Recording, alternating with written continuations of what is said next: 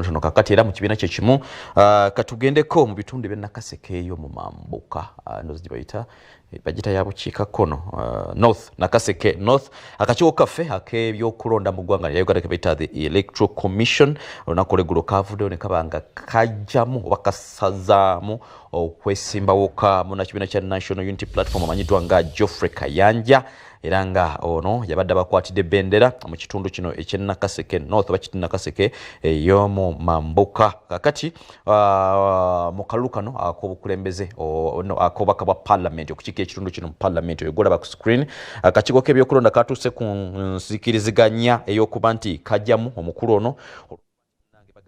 yalemwa okulaba nga awaayo abantu abamusemba omuwendo ogwo ogwetaagibwa oba okwessalira okusinga ddala obutono kale kino bwe kyagaanye olw'okuba nti kikontana n'etteeka kwe kumugamba nti otulabyeko oba abantu babuzizzaako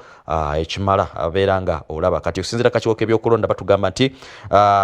basobodde okuba nga ebbaluwa yateekeddwako dda omukono akulira akakiiko kano Justice Byabakama Mugenyi Simon nga ssentebe w'akakiiko kano era ebbaluwa eno twagirabeeko nga obaolyawo yafulumizibwa nga 23 December 2025 kale no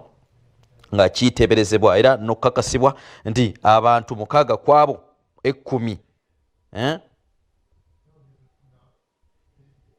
sigini kyazabwe zate zikwatagana abe-10 be yawaayo kuba nokuliko 6 eyayo yabaddemu amatanka ng'empale z'aba7 ziba mpanvu si mpanvu kakati ogenda okkakkana nga akakiiko k'ebyokulonda kaga nti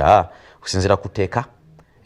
yabeera nga oyita mu mulyango guli ogende obeere nga okola ebirala tunaakulabako 2-3 mu gumu ng'okomyewo zimu ku ezo enteekateeka gwe mulungi atulaba era atugoberera so embeera bwetyo byatambudde.